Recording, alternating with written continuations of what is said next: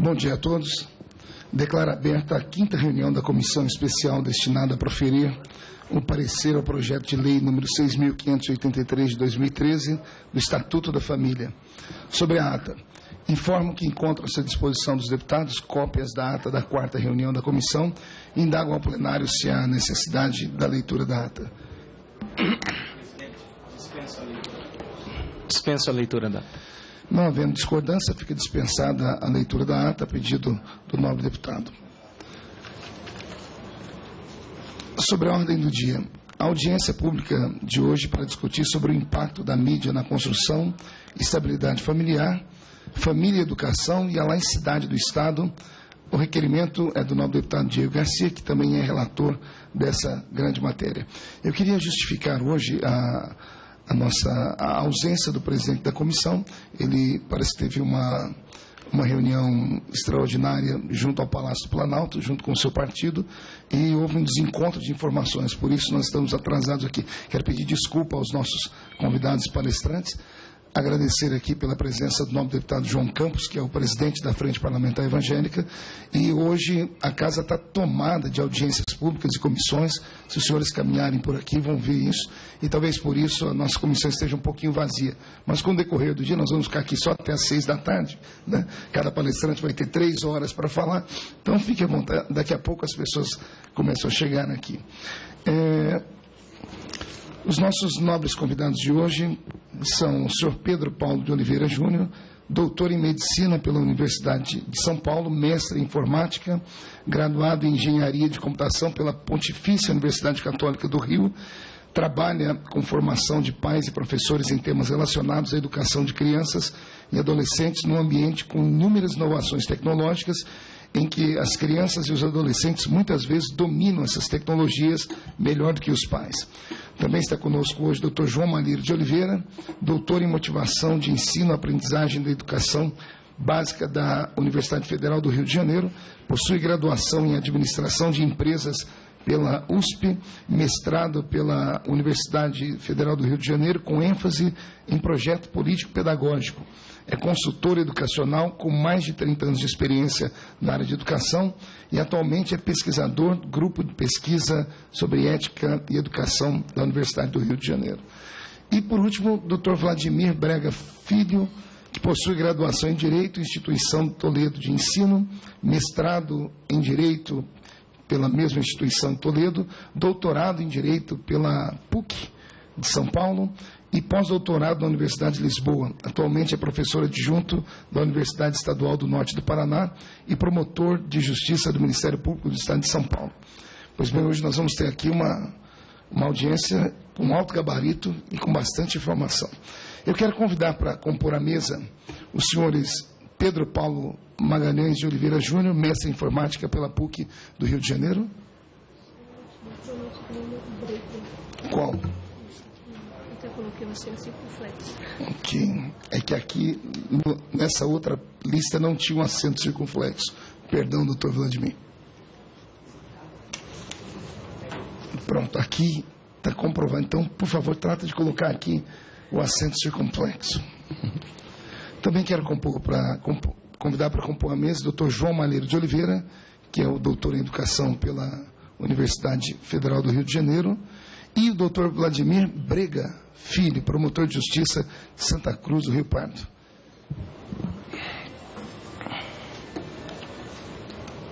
Fiquem à vontade aqui, senhores.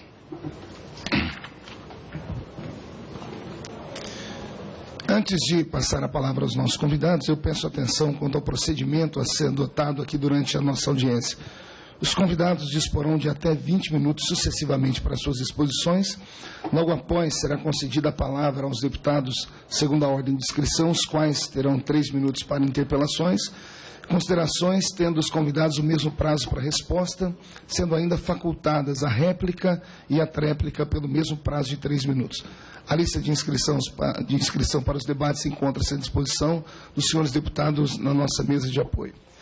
Daremos, então, início às nossas exposições. Houve aqui... Pedindo apoio aqui à nossa mesa. Quem é o primeiro? Está aqui em ordem? Não. Perfeito. Perfeito. Com a palavra o senhor João Malheiro de Oliveira, doutor em Educação pela Universidade Federal do Rio de Janeiro e consultor educacional. Vossa Senhoria tem até 20 minutos para a exposição dos seus... O senhor fique à vontade. O senhor precisa... Nós temos um microfone. Eu quero pedir a assessoria da mesa para encontrar um microfone avulso, para que o nosso doutor possa expor.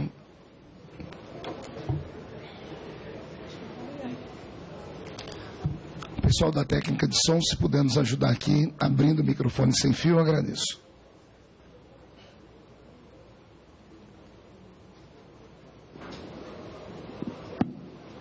Aqui é Brasil. Agora sim. Eu podia pôr então a exposição. Teria que pôr para clicar aqui, por favor. Não, dá licença, deixa que eu faço.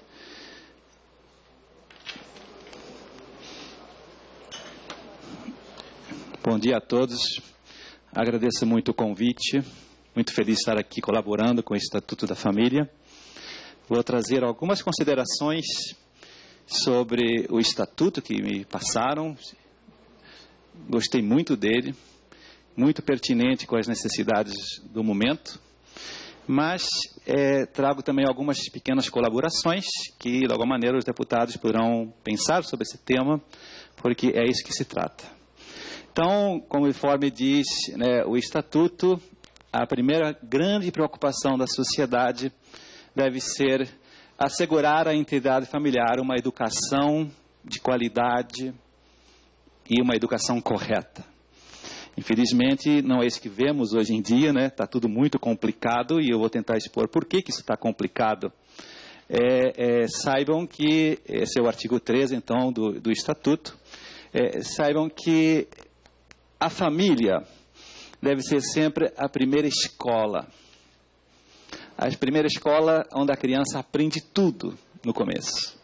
Aprende a andar, aprende a comer, aprende a tomar banho, aprende depois a falar, depois a brincar e depois, com a ajuda da escola, a escrever.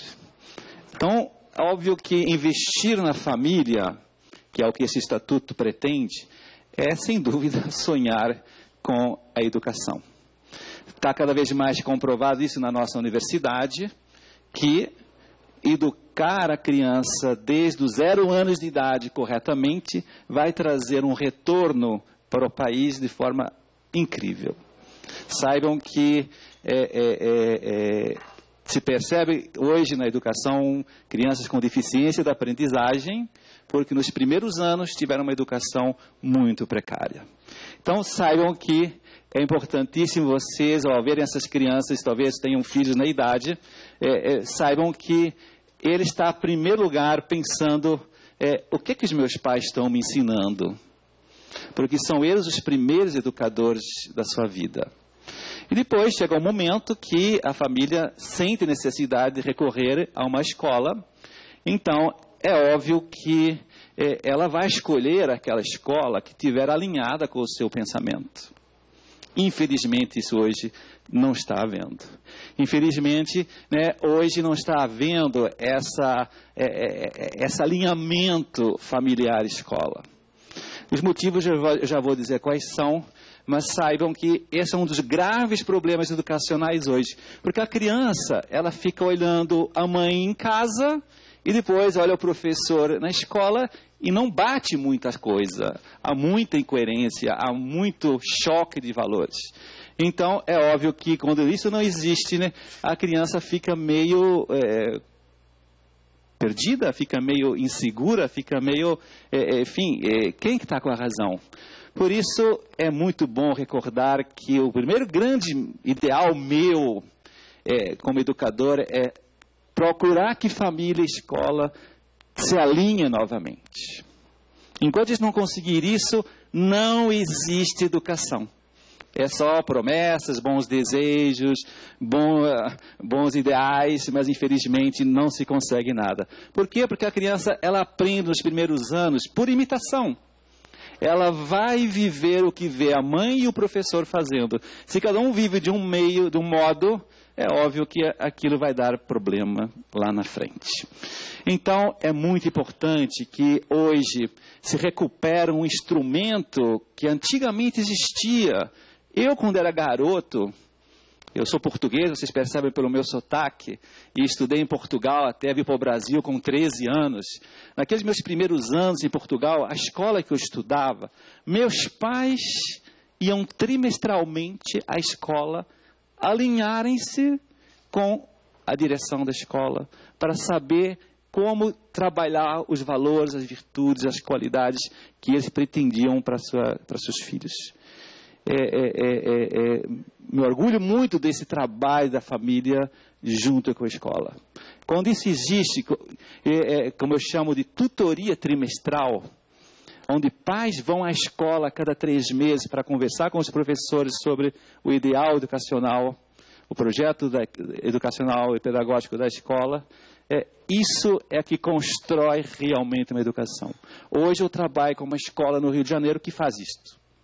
Já faz 3 anos e é uma escola de muito sucesso educacional por causa disso. Porque a gente está formando, em primeiríssimo lugar, os pais. Depois os professores, depois os funcionários e depois, muito em quarto lugar, os alunos. Então, é importantíssimo recuperar esse ideal para que nós consigamos uma educação de qualidade. Quando a família e a escola estão alinhadas, elas preparam a criança para entrar na sociedade. Esse sempre foi o procedimento correto, sempre produziu muitos bons frutos, esse caminho natural da educação.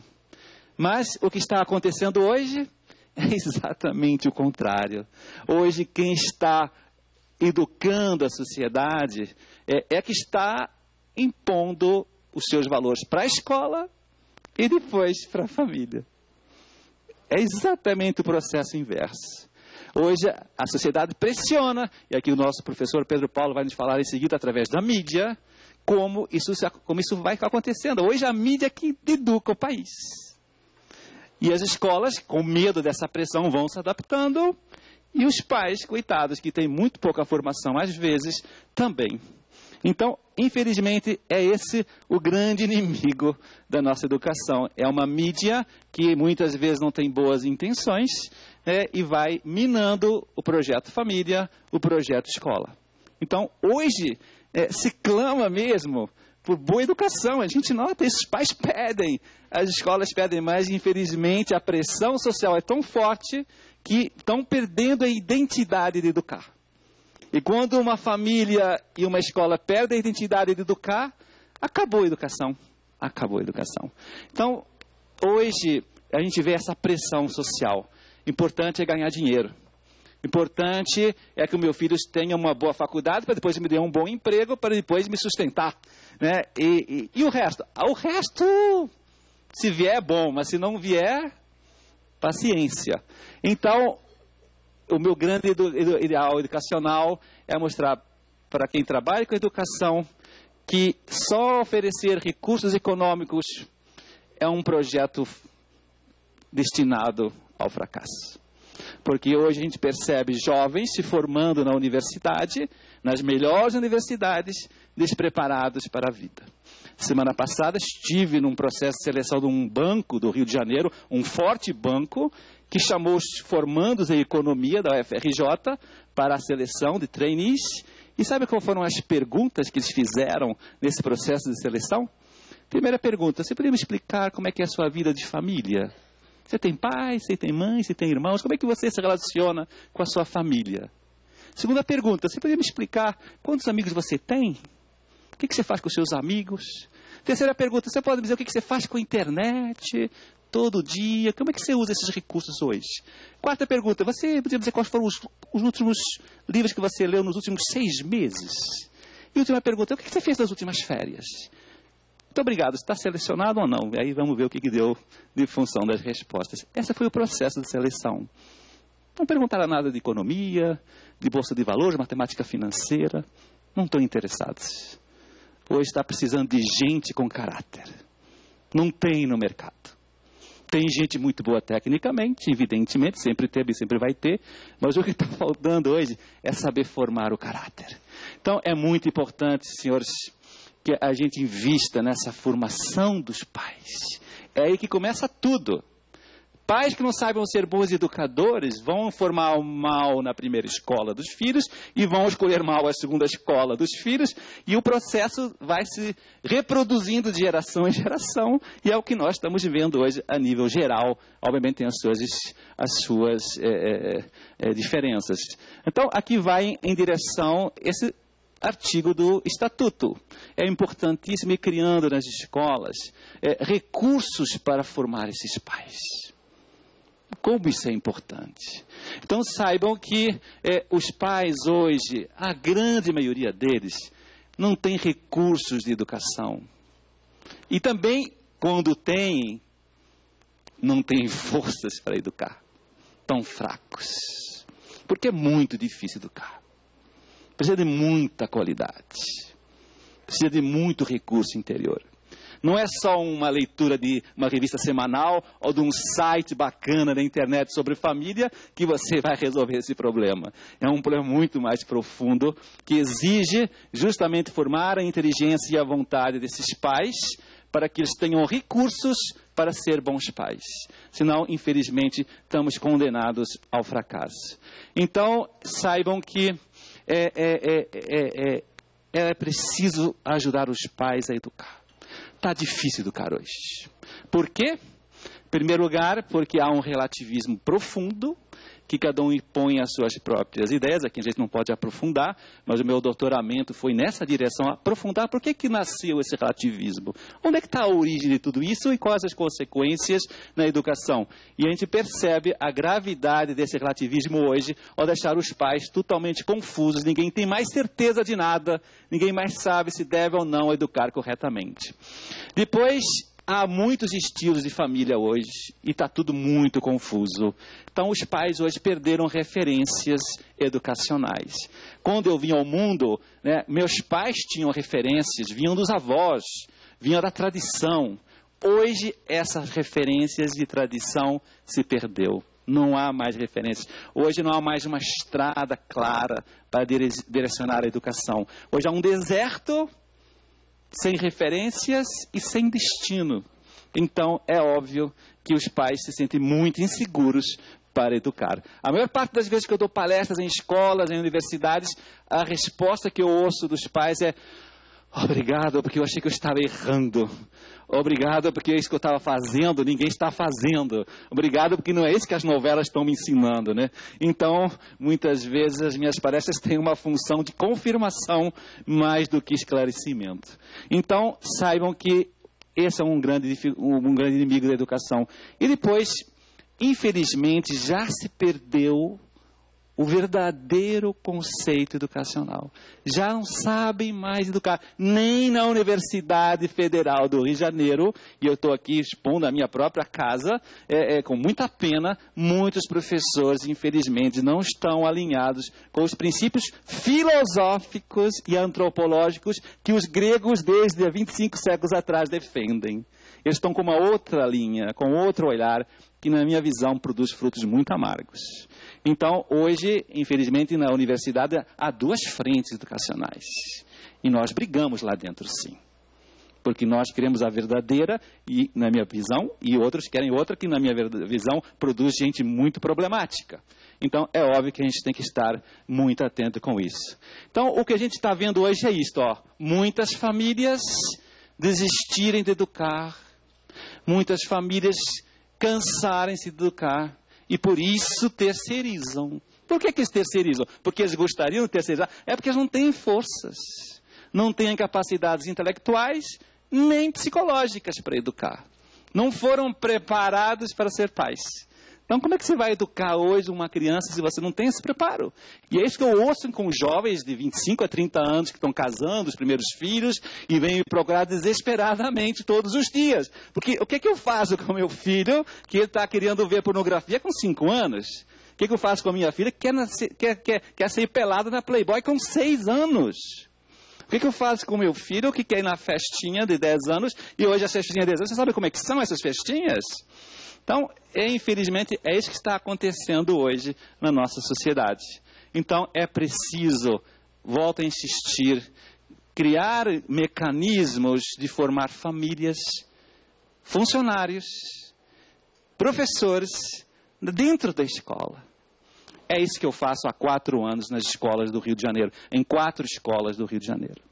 Estou desenvolvendo um projeto já faz 4 anos, que está tendo um desempenho e uma alegria como educador imensa. Vocês não imaginam como.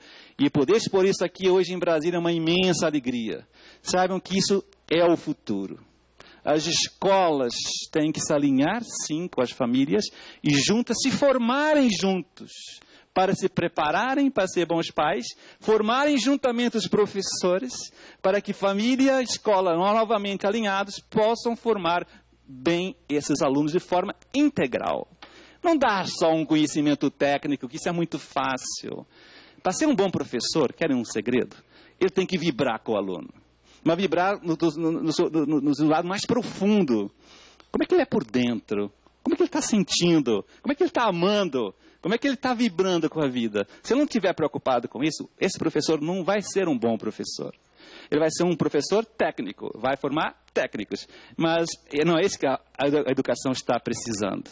A educação está precisando de gente que consiga trazer projetos de valorização da pessoa como um todo. Aí vai a direção desse artigo 12 do nosso estatuto, muito alinhado com o meu pensamento. Então saibam que é isso que eu trabalho nas escolas. Esse é o conceito que eu trago de educação e gostaria que os senhores pensassem sobre ele. Para mim, escola é um projeto comum de formação integral de pais, professores, funcionários e, em quarto e último lugar, alunos. Isso é uma escola. Essa é uma verdadeira escola. Tudo o resto é enganação. Tudo o resto é um mero conhecimento técnico, que vai dar um conhecimento técnico, um emprego técnico, e a pessoa vai ser muito infeliz com o dinheiro que ganhar. Isso não é educação.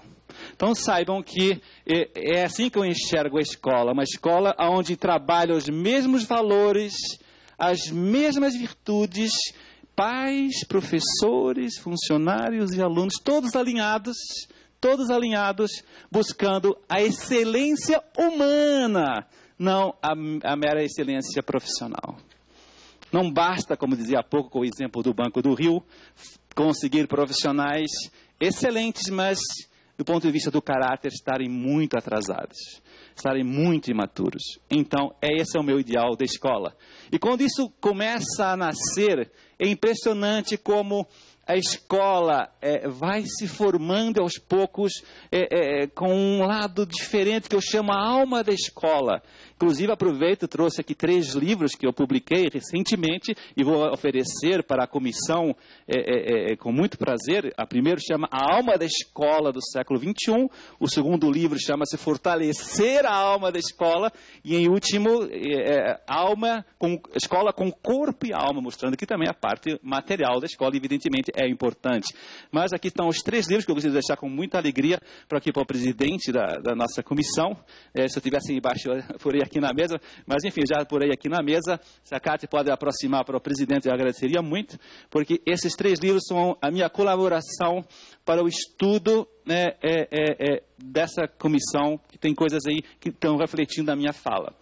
Então saiba que quando você vai formando pais, professores, funcionários e alunos, nasce a alma da escola, que é o que eu defendo tanto hoje em dia. Vejam o temário das palestras que eu dou para os pais. Não vou aqui poder explicar, obviamente, todos eles, mas vejam que todos esses temas foram oriundos das suas próprias necessidades. Eles é que me pedem para abordar esses temas. E olhe como estão sendo bem recebidos. Mostro agora aqui algumas pequenas fotos de escolas que eu acabo de dar palestras. Olha, a direção da escola falava assim, mas será que vão vir alguns pais? Eles estão tão desinteressados. Olha, lotam as palestras, todas elas lotadas, mostrando justamente a necessidade que existe hoje de formar os pais. Eles estão precisando disso. Quem não forma os pais não consegue ir na frente formando bem os filhos. Porque os filhos são o reflexo dos pais. Lembrem sempre disso, depois dos professores. Então, quando você não forma bem os pais e os professores, você não consegue grandes resultados a nível de caráter. Que é isso que é educar realmente uma pessoa. Então, eu além de formar esses pais, como vocês estão vendo, trago também algumas fotos de formar os funcionários da escola. Os funcionários? Como assim? Eles também são professores, eles também são educadores, eles também são reflexo dos valores da escola. Se você não os educa, eles vão contrastar também, e eles adoram essas palestras. É o grande momento do mês dele, a palestra para o funcionário. Então, saibam que isso tudo está sendo uma alegria imensa como educador, trazer de volta isso para a escola. E depois, como eu dizia, formar os professores. Os professores também estão precisando aprender a ser verdadeiros professores. Eles foram preparados na universidade para serem tecnicamente bons. Mas será que eles têm a formação suficiente para serem professores completos? Eu percebo que não. E o meu doutoramento foi nessa pesquisa, foi justamente perceber que a desmotivação do professor hoje vai nessa direção. Ele não está formando o aluno completo. Por isso ele está desmotivado. Quem forma o aluno de forma completa, ele está motivado. Porque ele vê que o aluno precisa dele. Ele vê que o aluno gosta do que ele fala. Ele se sente muito amigo desse professor. Então, meus amigos, vim falar que esse projeto está muito bem encaminhado. O único artigo que eu gostaria de contradizer e de sugerir algo novo é justamente o artigo 10 do Estatuto. O artigo 10 propõe uma disciplina obrigatória chamada Educação para a Família. Infelizmente, olha, como professor e consultor de tantas escolas que eu trabalho há mais de 30 anos, saibam que isso aí não é real. Isso aí não é possível. Já entrou há pouco tempo a sociologia, já entrou a filosofia, como formas, de alguma maneira, de colaborar com essa educação. Mas saibam que é preciso achar uma solução mais viável, mais realista. Algo que, de alguma maneira, prepare para esse ser família. E eu proponho, então, um projeto que eu estou aplicando já há 4 anos numa outra escola no Rio de Janeiro, de 6.000 alunos, que chama Projeto de Formação nas Virtudes. Olha, gente, isso aqui é uma bomba atômica. Uma santa bomba atômica. Porque está produzindo um efeito impressionante. O que está faltando hoje na educação, e esse foi o meu tema de doutoramento, a motivação por meio da virtude, é mostrar que o que você precisa hoje é pedir para um professor de matemática, ela dá licença, você poderia me dispor da sua matéria hoje, só hoje, para dar uma palestra sobre virtudes? Você me disporia, professor de física, de matemática, hoje você poderia me emprestar sua aula para dar uma palestra isolada sobre virtudes para as crianças? É isso que eu tenho feito há 3 anos. Olha, está um sucesso. As crianças adoram essas palestras. As crianças estão vibrando também com essa orientação que nós vamos dando de forma individual com algumas que queiram ser ajudadas. Chama-se tutoria individual. Alguns professores são preparados para serem tutores e orientam os alunos a viver e a praticar em casa essas virtudes. Então, saibam que é isso que, na minha opinião, prepara a criança para, no futuro, ser família. Você quer educar alguém para o futuro? Comece cedo. Você quer ser um bom pai, uma boa mãe? Você tem que começar cedo a aprender através da virtude. Senão fica uma coisa totalmente artificial, fica uma coisa falsa. Porque o que a gente percebe, a gente dizia no começo, os pais hoje não estão com o preparo, né, de ser pais, porque desde jovens não têm a capacidade de ser pais. Essa capacidade vem de quando o garoto é pequeno. Então, você quer sonhar com famílias sólidas e família e educação forte, você tem que sonhar com integrar esses 3 motores da criança que, infelizmente, pouca gente conhece hoje. Educar, senhores deputados, é isto, é integrar inteligência, vontade e a afetividade dentro da criança. A criança nasce com esses 3 motores, como nós chamamos, de inteligência que me leva a conhecer, vontade que me leva a escolher, a afetividade que me leva a gostar das coisas. Ela nasce com esses motores separados, isolados, estão lá boiando dentro de si e cada um fica mandando de um jeito. Há contradição dentro da criança. Claro que há. E hoje, com a influência da mídia, que o Pedro Paulo vai expor agora, a afetividade da criança está ganhando longe da inteligência e da vontade. Educar hoje é fortalecer inteligência, vontade, afetividade, de forma que esses 3 motores, como um aeroplano trimotor, consiga ajudar a criança a decidir e a escolher corretamente. Hoje o jovem não consegue escolher corretamente porque ele só faz o que gosta. Porque é uma afetividade muito forte. Vocês acham que dá para ir longe na vida só fazendo o que gosta? Vocês acham que o limite que tantos pais me pedem para falar é possível viver sem vontade, sem racionalidade? É muito complicado. Então, para concluir, doutor. Estou concluindo. Essa está perfeita. Estou concluindo. Saibam que, então, todo o meu ideal educacional é formar essas 3 inteligências. Inteligência teórica, que é a única que a escola desenvolve hoje. A inteligência prática, que a escola não desenvolve mais, que é a que se faz para que ela faça as escolhas corretas. E a inteligência emocional. Quando você educa nessas 3 inteligências, através desse meu projeto de formação das virtudes na escola, a criança está sendo preparada para a vida, está sendo preparada para ser um bom pai de família, está se preparando para ser uma pessoa completa. Então, por que está aqui a necessidade de formar nessas 3 inteligências? Porque, efetivamente, são elas que vão levar a verdadeira aprendizagem da criança. Quando, hoje, muitas vezes, a gente sabe de crianças que têm problemas de matemática, tem bloqueio em prova, tem raiva de professor, isso é falta de inteligência emocional. Ele não tem um preparo psicológico para enfrentar dificuldades, para se relacionar com pessoas que ele não gosta, etc. Então, muitas vezes, você não consegue ir para frente. Então, alguns temas que eu estou trabalhando nas escolas, na educação infantil, esses temas, algumas fotos dessas palestras que eu estou dando para as crianças, para vocês irem sonhando com isso. São momentos que eu entro em sala de aula e falo para os alunos, e outros professores estão fazendo a mesma coisa, como aplicar essas virtudes no seu dia a dia, como controlar a sua internet, como controlar o seu celular, como controlar o seu Facebook, como organizar o seu estudo, como ter mais amigos, como ter... Então, é isso que as escolas estão precisando desenvolver.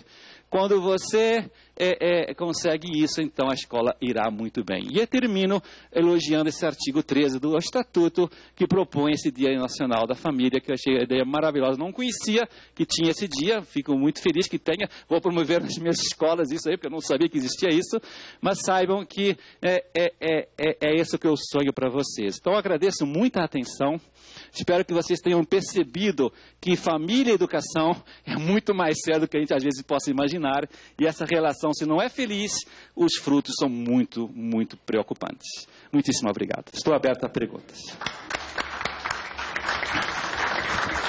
Muito obrigado, doutor João Malheiro de Oliveira, que é o nosso doutor em educação pela Universidade Federal do Rio de Janeiro, pela brilhante palestra. Dá vontade de lhe ouvir aqui umas 3 horas, viu? Nós vamos seguir aqui o procedimento de ouvir primeiro os nossos debatedores e, na sequência, nós vamos abrir para as perguntas. Antes, porém, eu quero registrar aqui a presença da nossa digníssima deputada Conceição Sampaio, lá do nosso lindo estado do Amazonas, pela sua presença, o deputado Jefferson Campos, representando aqui o seu grande partido PSD, e eu fui informado que o deputado Sóstenes parece que teve um pequeno problema de uma indisposição, foi para casa aqui. Que o nosso deputado fique inteiro para voltar à tarde aqui. Nosso digníssimo deputado Evandro Gussi, do Estado de São Paulo. Muito obrigado, doutor, por ter tirado um tempinho da sua agenda corrida nessa Câmara para estar conosco aqui. E também registrar aqui a presença do relator e também autor do requerimento dessa audiência pública, o deputado Diego Garcia, que tem feito um trabalho brilhante na escolha dos nossos debatedores. Vamos ao nosso segundo orador dessa manhã, Com a palavra, o senhor Pedro Paulo Magalhães de Oliveira Júnior, mestre em informática pela PUC do Rio de Janeiro. Vossa Senhoria tem até 20 minutos para expor os seus pensamentos.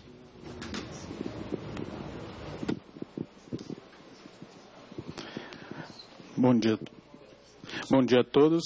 Queria agradecer ao senhor excelentíssimo presidente pela ceder a palavra e também agradecer ao deputado relator pelo convite que foi feito para participar dessa audiência pública.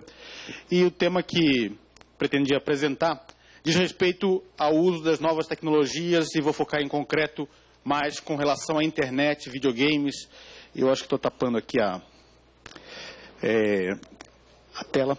Então, falaria mais sobre essa questão dos videogames, internet e celulares, né? Para começar, né? Bom, em primeiro lugar, eu diria que a educação, como bem falou aqui o professor João Malheiro, tem agora um escopo muito ampliado, né? Um escopo muito ampliado com relação ao passado, não por questões assim de que as pessoas mudaram, mas sim por questão de que as circunstâncias, né, principalmente as circunstâncias tecnológicas, foram alteradas. E que circunstâncias tecnológicas são essas, né, que foram alteradas, né? Essa necessidade dos pais de educar as crianças e os adolescentes, tanto para o mundo virtual como para o mundo real, né? Há uma nova componente, um novo eixo de necessidade de educação, que é essa educação para o mundo virtual. E são inúmeras, né, as tecnologias que vão surgindo, né? Eu poderia fazer várias sopas aqui de ícones, logos, né, empresas que surgem e morrem na internet, mas que representam, né, essa inovação, essa novidade, né? Muitas vezes, infelizmente, o Brasil ainda não é um polo inovador em termos de tecnologia, né? Ainda está muito atrás nesse ponto, mas essas inovações que acabam vindo de outros países são algo que tem uma grande atração para as nossas crianças, para os nossos adolescentes aqui no Brasil. Dentre todas essas tecnologias, eu diria assim, que o primeiro passo que nós temos para poder educar, para poder legislar, é saber o que eles são, né? Interessar-se por essas tecnologias, estar a par, né? Não é possível saber tudo o que acontece, né, em termos de tecnologia, estar a par do último lançamento, mas ter uma mente aberta em termos de interesse pelas novidades, interesse pela tecnologia, é algo muito salutar para poder educar, para poder legislar, para poder governar o Brasil. Se a gente pergunta, né, se mudou alguma coisa nos problemas de sempre, né, muitas pessoas vão dizer, olha, não mudou nada, o ser humano continua sendo o mesmo que era e que sempre foi e nada mudou, né? Ou seja, sempre houve conteúdos impróprios nos meios de comunicação, sejam esses meios de comunicação os que haviam na Idade Média, em termos de jornais e pequenas revistas, e também isso teve grande atração sempre para adolescentes e para crianças. Por um lado, isso é verdade, mas por outro lado, também é importante notar de que houve uma alteração muito grande em termos de mudanças tecnológicas intrageração. Se cada um de nós pensar na tecnologia que havia quando os nossos pais eram crianças, provavelmente para alguns daqui, quando o pai era criança, a tecnologia disponível era televisão preta e branca, e quando nós nascemos já havia televisão colorida. É um salto tecnológico, sem dúvida, mas é um salto tecnológico inferior ao que existe hoje entre uma mãe que nasceu num mundo em que havia CDs e havia DVDs, e hoje uma criança que tem acesso a qualquer tipo de vídeo no YouTube, Netflix e diversos outros serviços, e que vão surgindo a cada ano serviços que fazem com que 5 anos seja uma eternidade do ponto de vista tecnológico. Então essa mudança, essa velocidade grande de alteração tecnológica que fez com que dentro de uma mesma geração haja um salto de tecnologia que é impactante e que tem implicações em termos educacionais, é algo que faz com que as pessoas tenham mais dificuldade de se adaptar a elas. E essa dificuldade, eu diria que as pessoas, e todos nós aqui já sentimos um pouco assim o peso dos anos, né, e que vai passando, né, então a gente percebe que nós tendemos a nos concentrar naquilo em que a gente se sente seguro, naquelas tecnologias que a gente já domina, naquelas novidades que a gente já conhece, né, nas coisas que a gente já conhece, e falar, olha, isso que é novo eu não vou aprender porque vai dar trabalho, porque demanda tempo, porque demanda estudo, né? Porque demanda adaptação, né? Então, esse salto de geração, ele é acentuado porque as crianças estão mais abertas a aprender, são como esponjas que conseguem absorver mais rapidamente o que está passando à sua volta, enquanto que nós temos mais resistência, mais dificuldade e precisamos combater isso.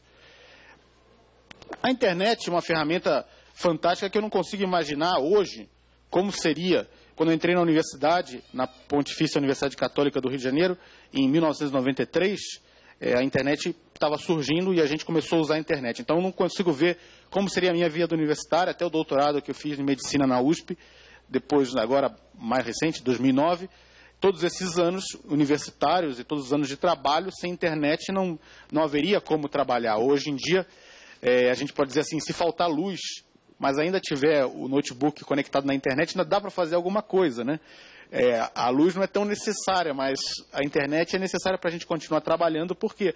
Porque precisamos fazer operações financeiras, porque precisamos enviar mensagens, porque precisamos pegar artigos para ler, porque precisamos publicar coisas, porque precisamos, vamos dizer, consultar outras pessoas para o nosso trabalho profissional, né?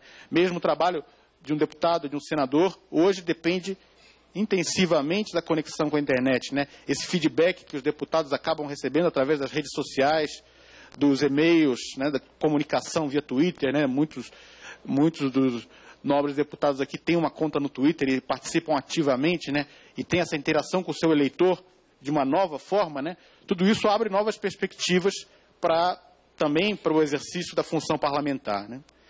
É importante também perceber que a internet trouxe uma série de, vamos dizer, benefícios enormes, mas também alguns riscos, né? Esses riscos, eu diria assim, dependência do uso de internet, né? De que hoje tem pessoas que, se tomar o celular dela, ela ficaria extremamente nervosa. Uma das formas que o governo poderia fazer para ganhar qualquer medida aqui na casa seria dizer para o deputado, olha, seu celular está retido até que você vote aqui no meu projeto, né? Isso seria mais eficaz do que qualquer outro método escuso que já foi usado nessa casa. Então, é óbvio que há uma dependência, todos nós percebemos isso, né? Nós estamos longe da nossa zona de conforto eletrônica, a gente sente uma necessidade de estar conectado, de ter informações, de ter aquele dispositivo, de ter aquela mídia, né? Depois a fuga do mundo real, né? Muitas pessoas utilizam a internet, celular, videogame, joguinhos de celular, né? Como uma forma de escapar dos problemas que tem que enfrentar no mundo real, né? Falo muito assim da síndrome do Alt-Tab, né? Porque no Windows, quando você quer mudar de um programa, você aperta lá Alt-Tab, ele muda para o outro programa e você começa a ver lá notícias, começa a ver o Facebook, o que for, né?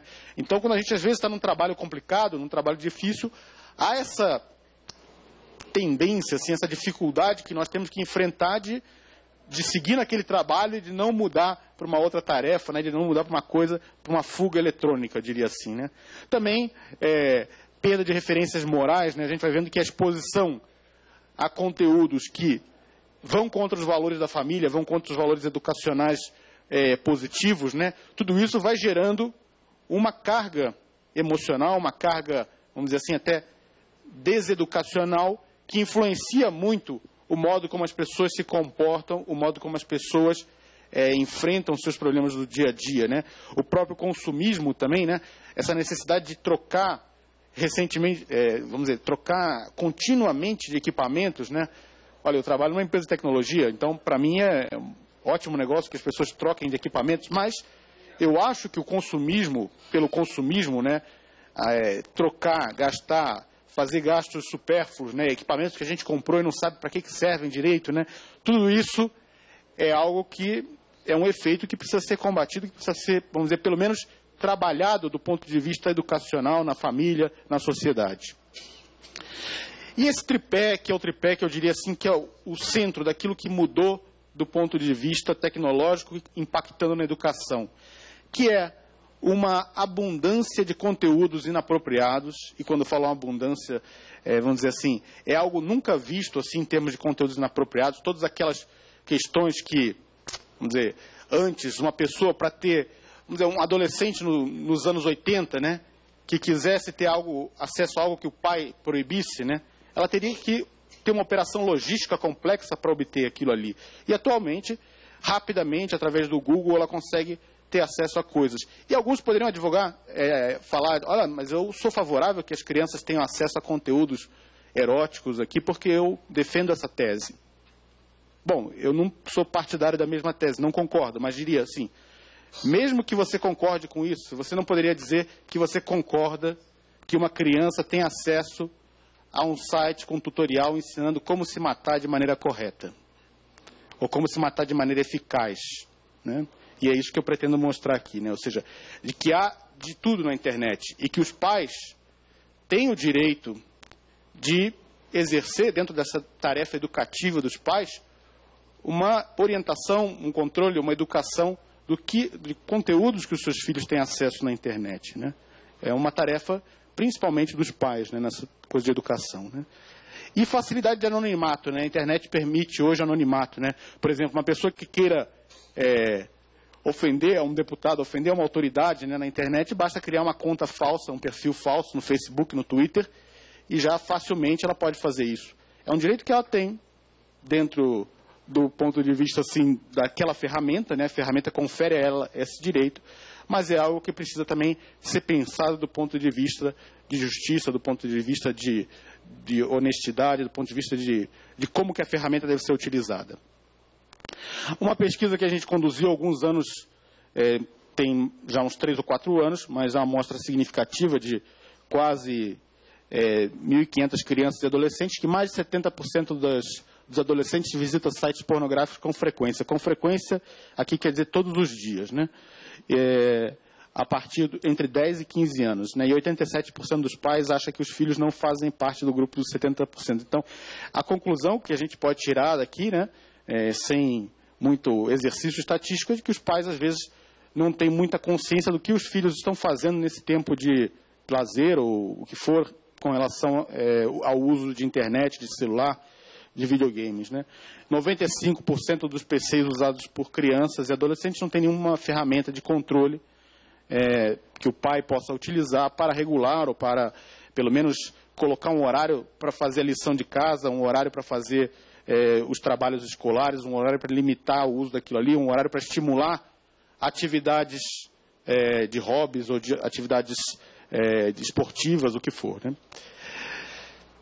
Um exemplo real, assim, mostrando que a dependência e vamos dizer, o vício na pornografia da internet, né, é algo que não afeta só crianças, né? Um e-mail anonimizado, mas que é recebido pela nossa empresa, falando uma pessoa de 42 anos, 40 e poucos anos, profissional, sucesso numa cidade, numa capital brasileira, falando que é viciado, não consegue se controlar, que isso já fez perder o emprego, de que tem atrapalhado a vida familiar, né, de estar chegando próximo à situação de divórcio e que não consegue se controlar e que precisa de uma ajuda externa, e perguntando se esse software que a gente fabrica, se ele é capaz de bloquear tudo para que ele possa contar com uma ajuda externa para se controlar. Eu vejo essa situação como a mesma situação de uma pessoa que sofre de alcoolismo, de uma pessoa que sofre de dependência de drogas, de uma pessoa que sofre de dependência de jogo, do ponto de vista de jogo de apostas de azar, né? É o mesmo tipo de mecanismo cerebral, né? Essa parte que eu estudo na medicina, né? De mecanismo de recompensa cerebral através dos canais de dopamina, né? É o mesmo mecanismo que está envolvido na dependência de pornografia, na dependência do álcool, na dependência de cocaína, na dependência de jogos de azar, né? É o mesmo modus operandi do cérebro, né? Que busca uma recompensa e depois essa recompensa vai sendo cada vez mais demandada para gerar um prazer, para gerar uma satisfação, uma gratificação. E isso vai gerando uma insatisfação, uma depressão que pode levar a pessoa ao suicídio, pode levar a pessoa a uma depressão profunda, né, a alguma outra transtorno psiquiátrico.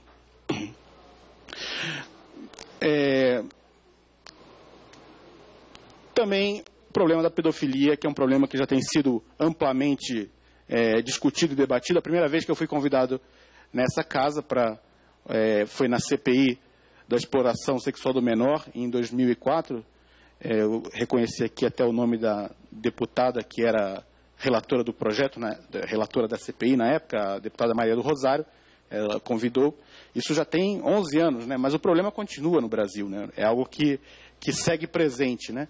E é algo que destrói a vida de uma criança, que destrói a vida de uma família. Às vezes uma criança tira uma fotografia sem roupa, ou tira uma fotografia numa situação comprometedora, vai para um amigo, o amigo distribui isso na internet, né? E as crianças, às vezes, não têm esse conceito de que o que ela colocou na internet está ali para sempre e não tem como retirar, né?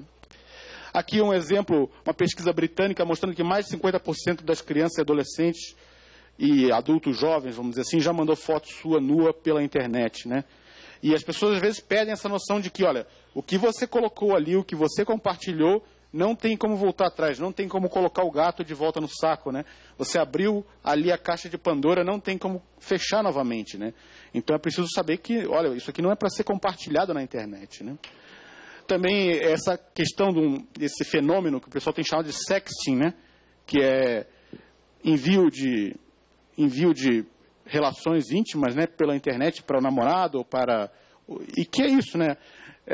A campanha britânica, né, o governo britânico, preocupado com isso, falava, faça uma pose, tire uma foto e se arrependa para sempre, né?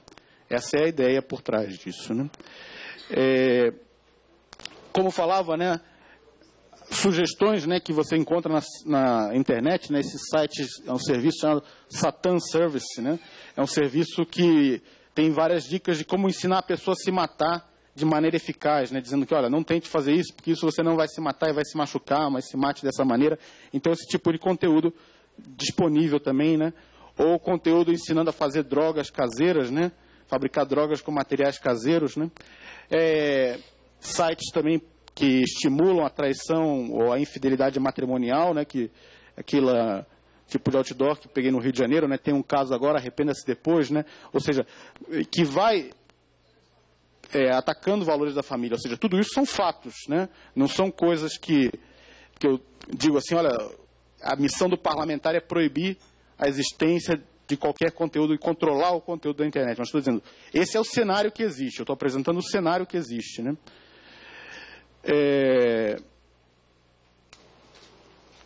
Avançando aqui um pouco, né? Essa também dificuldade, né, que as crianças e adolescentes acabam tendo do ponto de vista de relacionamento, né, de que aprendem a se relacionar virtualmente, mas às vezes não tem o mesmo nível de relacionamento do ponto de vista pessoal, né?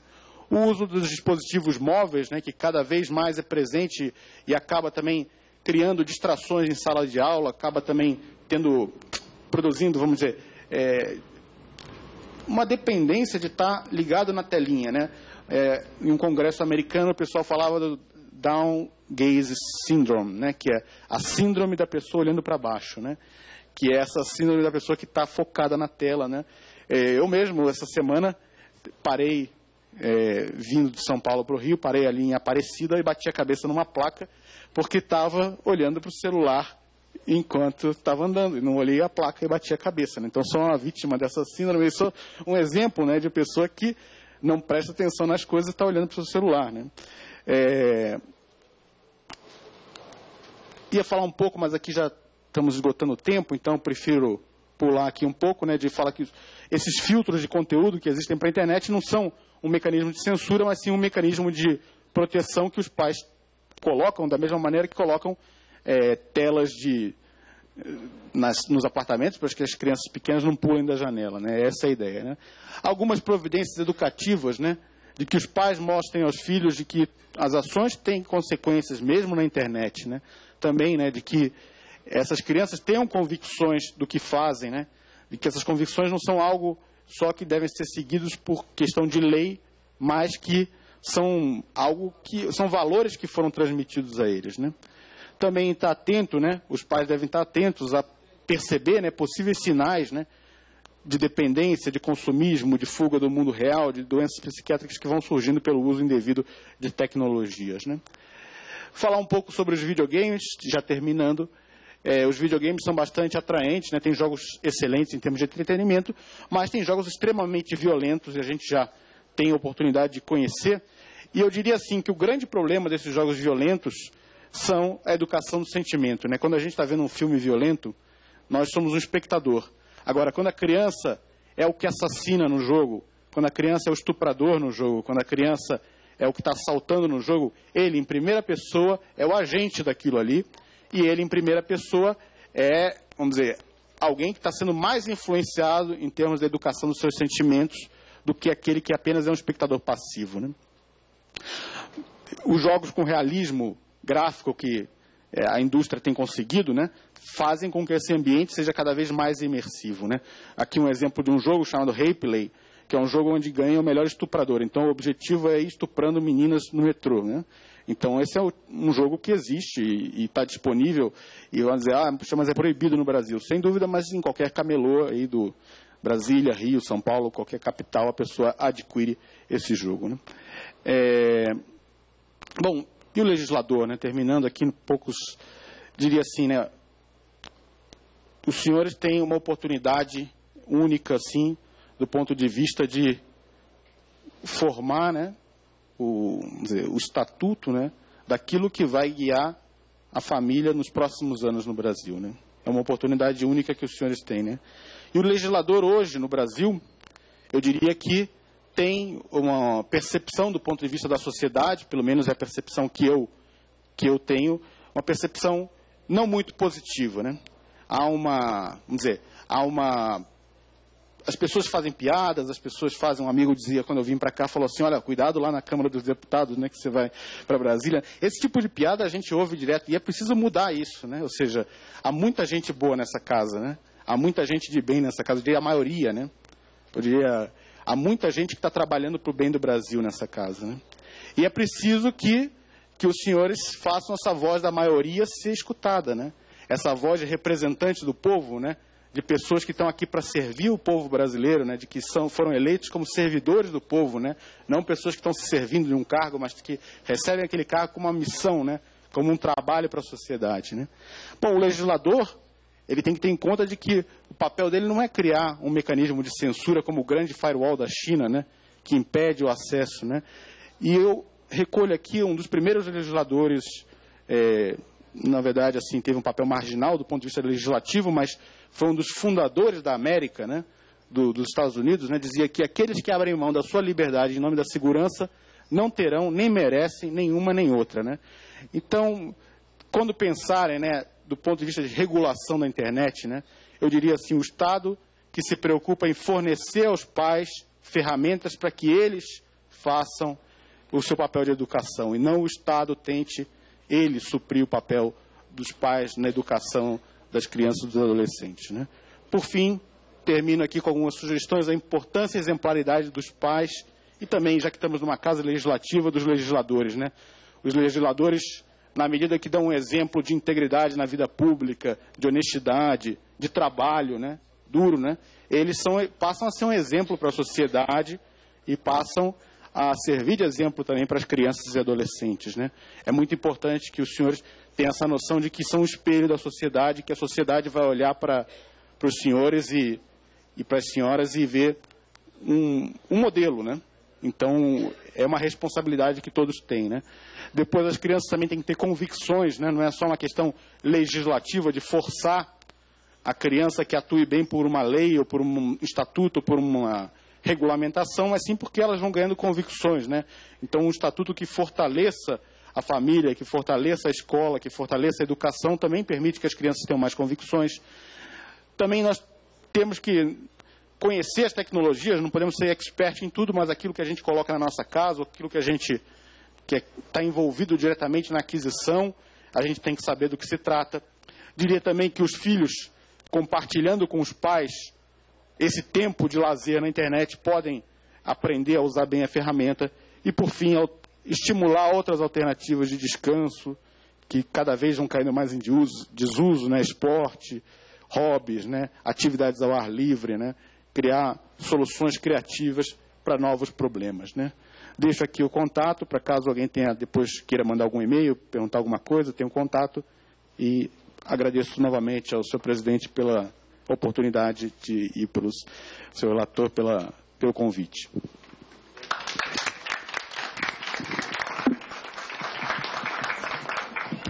Brilhante explanação do nosso nobre doutor Pedro Paulo. E enquanto Vossa Senhoria falava, eu ficava tentando lembrar como era a minha vida antes do celular. Não consegui lembrar. E olha que eu tenho 42 anos, né? O celular veio um pouquinho depois. Eu quero aqui registrar a presença de alguns deputados que chegaram. O deputado Eros Biondini, nosso grande líder de Minas Gerais, e o deputado Alfredo Kiefer. Esse sobrenome é meio complicado para a gente que nasceu na roça, mas a gente vai aprendendo. Muito obrigado pela presença aqui, nobre deputado. Nós vamos ao nosso terceiro e último palestrante dessa manhã. Eu não havia visto. Deputado Anderson Ferreira, o autor do Estatuto da Família, o autor desse projeto que provocou toda essa grande discussão benéfica para a sociedade brasileira. Vossa Excelência brilhanta essa comissão e acredito que logo, logo deve falar também. Então, passamos ao nosso último expositor dessa manhã, com a palavra o senhor Vladimir Brega Filho, promotor de justiça de Santa Cruz do Rio Pardo. Vossa Senhoria tem até 20 minutos para expor os seus pensamentos aqui. Bom dia a todos. Gostaria de saudar todos os deputados na pessoa do presidente da mesa. Desculpe, Vladimir, desculpe. Tem uma senhora conosco aqui, a dona Bena Rodrigues Domingues. Ela é presidente do Mulher Progressista do Distrito Federal, juntamente com parte da sua executiva aqui do Mulheres Progressistas, que está abrilhantando também a nossa comissão.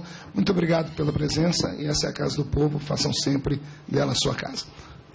Pois não. Saúdo, então, todos os deputados na pessoa do presidente da mesa, deputado Marco Feliciano. Queria dizer que é uma honra para mim estar aqui na Câmara dos Deputados, de alguma forma contribuindo para a discussão desse tema, que é um tema importante, que precisa ser debatido pelo Poder Legislativo. E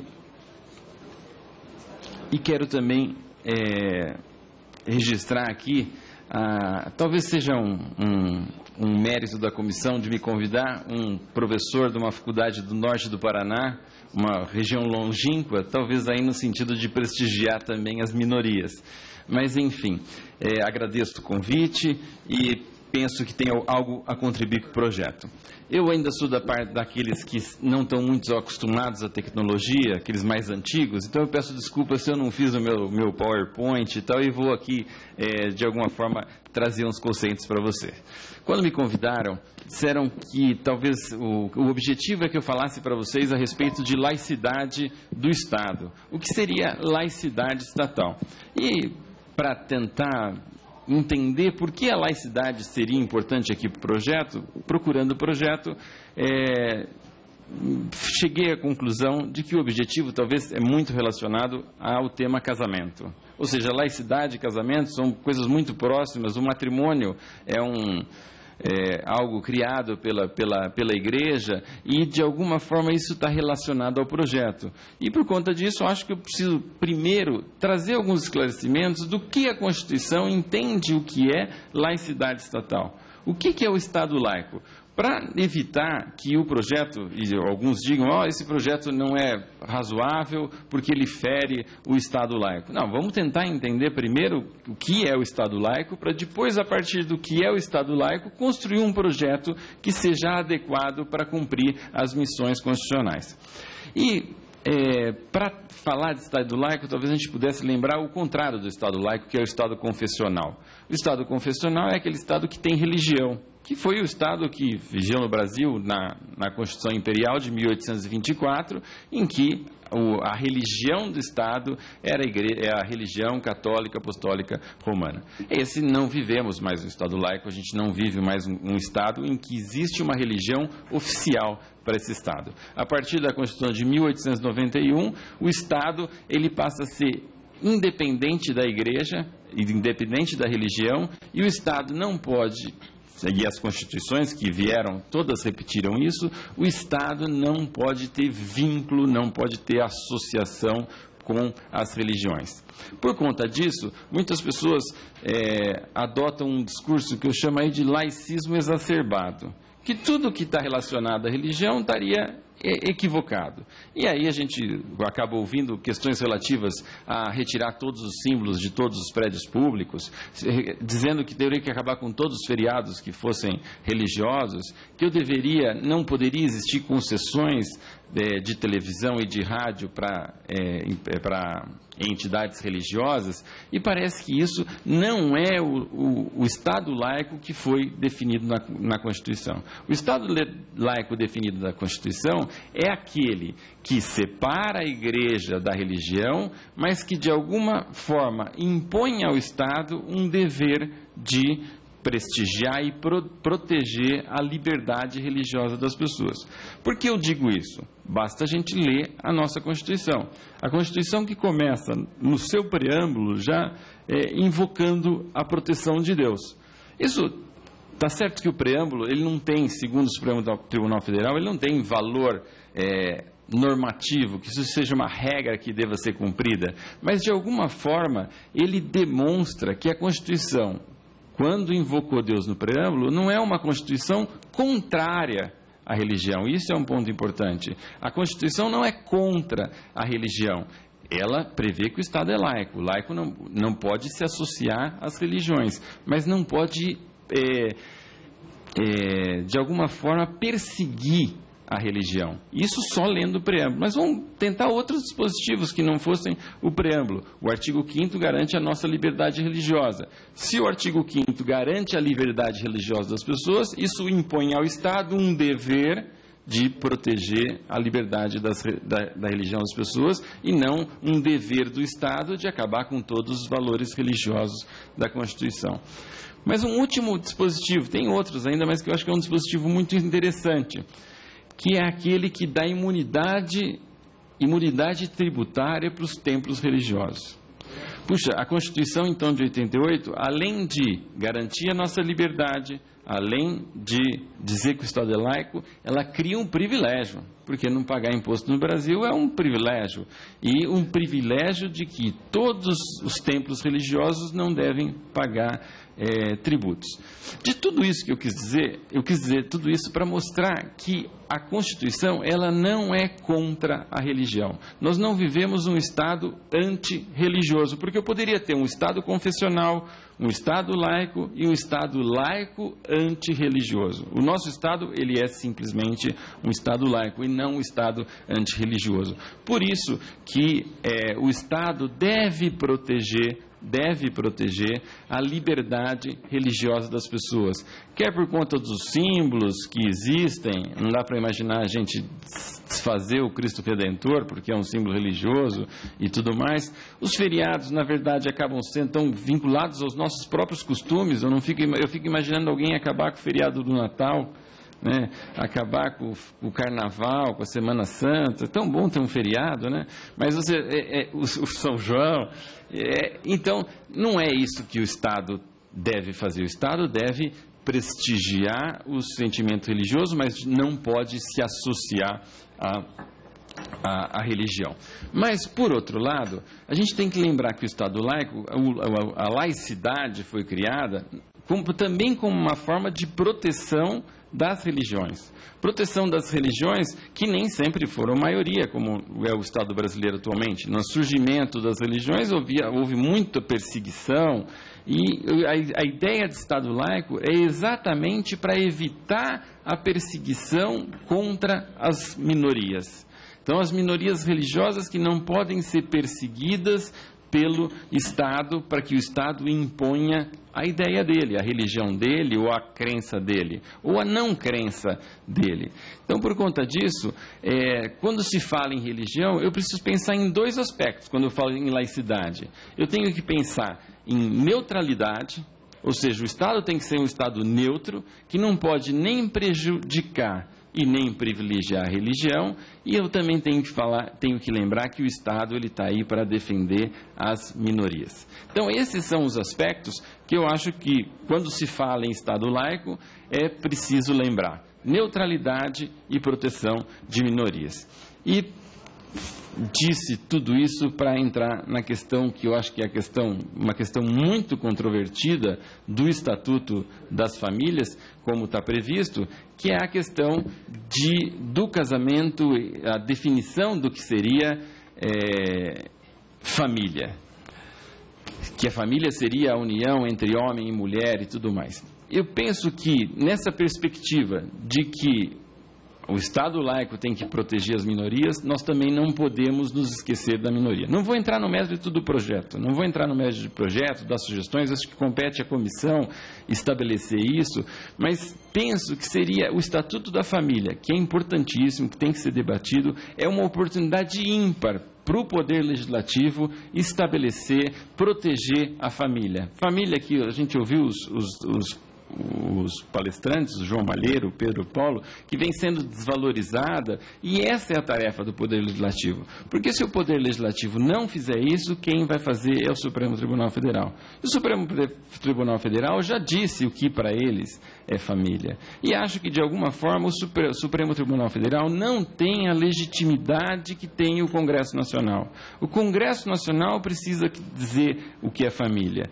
Talvez possa dizer o que é a família dita, aspas, não é a minha expressão, mas dita tradicional, mas também abrir uma possibilidade de que todos sejam agregados pelo conceito de família.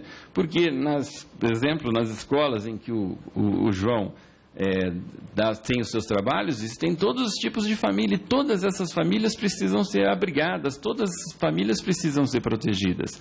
Então, penso que é uma tarefa árdua, uma tarefa difícil, porque envolve toda a sociedade, pensamentos muito divergentes a respeito desse conceito de família, mas se o Congresso Nacional não enfrentar essa tarefa, a tarefa vai ser enfrentada pelo Supremo Tribunal Federal, que são 11 ministros, não foram eleitos pela população, foram indicados, o Congresso participa da indicação e tudo mais, mas, de alguma forma, acaba não representando o que a sociedade pensa. Muitas vezes, a pressão da mídia no Supremo Tribunal Federal é muito mais forte do que a pressão no Congresso. O Congresso é a casa da liberdade, as pessoas têm liberdade de falarem o que querem. Eu não fui, ninguém me disse o que eu deveria falar aqui, o que eu não deveria falar aqui, vim com a mais absoluta liberdade, mas penso que eu não tenho opinião formada, não tenho um texto construído, e penso que essa é a tarefa do Congresso Nacional. O Congresso Nacional exerceu o seu papel de dizer o que é família, para evitar que o Supremo Tribunal Federal acabe tomando esse papel. E como na ADPF, e há uma crítica de parte da doutrina, que na ADPF acabou dizendo que, embora a Constituição diga que família é união entre homem e mulher, mas que isso não é o que está escrito, não é o que deve ser lido. Mas quem deve dizer o que deve ser lido, o que não deve ser lido, quem deve regulamentar o dispositivo constitucional, não deve ser o Supremo Tribunal Federal, deve ser o Poder Legislativo, que tem legitimidade para entender o que é família, o que são famílias, como são essas famílias. Além de dizer o que é família, também seria importante trazer nesse projeto algo mais. Talvez falar em união duradoura, união pública, porque a família não é um mero, do jeito que as nossas relações estão se desenvolvendo pela internet, né? Talvez alguém queira dizer que é uma família constituída no Facebook sem que ninguém se conheça, né? Do jeito que a sociedade está mudando. Então, talvez alguns requisitos do que venha a constituir essa família, que essa união duradoura, essa união com uma ideia de futuro comum. Eu sempre digo que para você ter uma família, todos têm que ter o mesmo objetivo. Não adianta o marido ter um objetivo econômico e a mulher tem um objetivo de cuidar dos filhos. Em algum momento eles vão se desentrelaçar, e por conta disso que as estatísticas vem demonstrando que o casamento no Brasil cada vez mais vem durando menos. Dizem as estatísticas que duram agora próximo de 10 anos. Né? Eu já pensei essa fase, já estou aumentando a estatística. Mas, enfim, acho que isso também é uma questão que precisa ser bastante debatida, mas tenho absoluta certeza, vendo aqui a comissão, convidando pessoas para falar de temas variados, a participação dos deputados nas discussões, eu tenho absoluta certeza que essa comissão vai ser uma comissão que vai dar frutos importantes para o Brasil, porque o Brasil só vai, de alguma forma, melhorar se a família estiver bem estabelecida. Qual vai ser essas famílias? Compete aos deputados dizerem quais são essas famílias. Mas a minha torcida é para que esse projeto não seja mais um projeto que fique sendo discutido, e que, finalmente, o Congresso Nacional acabe cumprindo o seu papel e impedindo, então, que o Supremo Tribunal Federal, que, na verdade, legitimamente também, na verdade, o Supremo acaba decidindo, porque o próprio Congresso Nacional acaba não discutindo essas questões um pouco mais polêmicas e que o Supremo usurpe essa função que eu penso que é do Congresso Nacional. Enfim, eu não vou abusar do tempo, vou até terminar um pouco antes. Acho que essas eram as principais considerações que eu tinha a fazer. Muito obrigado.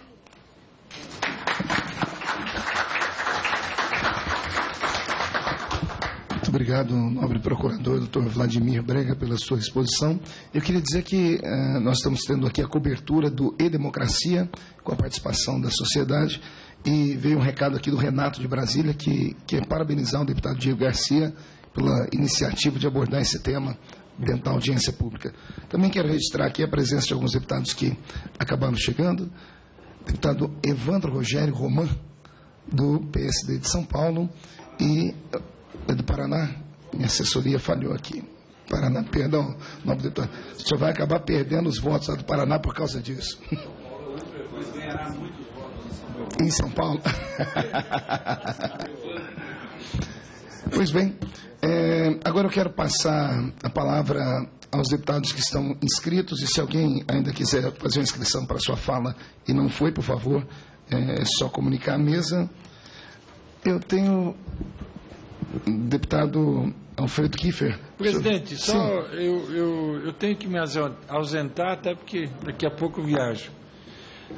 Só queria registrar aqui, eu não sou, já participei de outros eventos, o Diego aqui é minha testemunha, aqui, meu colega do Paraná, como o Rogério Roman, e não sou membro da comissão, mas eu quero registrar aqui e parabenizar a comissão pelas exposições que fizeram aqui. Eu vi a abordagem de que a maioria pensa da forma como alguns aqui pensam, no sentido da preservação da família e tal. Mas não é o que a gente sente, infelizmente. Nem mesmo no Congresso Nacional e em grande parte da sociedade. Eu, por exemplo, eu protocolei um projeto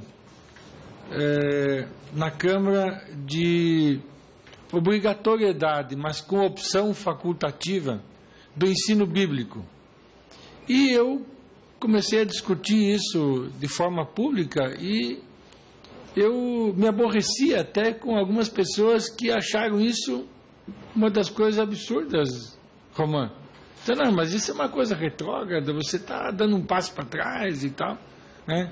E a minha justificativa é extensa, no sentido de dizer que a Bíblia é o livro mais antigo, é o mais lido do mundo, ele concilia história da humanidade com ensinamentos do bem, quer dizer, não há nada de ruim se nós colocarmos o ensino bíblico nas igrejas, né? Uma outra vez que eu estive aqui, eu registrei, e faço coro aqui ao palestrante, o Pedro Paulo, do nefasto resultado que nós temos com a internet. Eu associo isso à televisão pública que nós temos, que eu sou totalmente favorável à total liberdade de expressão. Acho que nós não podemos ter censura nos meios de comunicação, mas nós temos que dar um freio naquilo que prejudica a constituição da família, da sociedade, que essa célula, se a gente não preservar, nós temos tudo por temer o que resultado nós teremos nas futuras gerações, nos nossos filhos, nos nossos netos. Vez por outra a gente comenta, olha, estamos avançando na educação, porque nós tivemos muito mais acesso à educação, mas o uso indevido da internet e a exposição que nossos jovens e adolescentes têm, principalmente nos meios de comunicação, eu não sei qual é o resultado que isso terá. Então, eu penso que a Casa do Povo, o Legislativo brasileiro, deveria criar mecanismos legais, não de censura, mas como disse aqui o expositor, de uma tela protetora, como nós defendemos a tela protetora na internet, nós deveríamos criar mecanismos de tela protetora à televisão.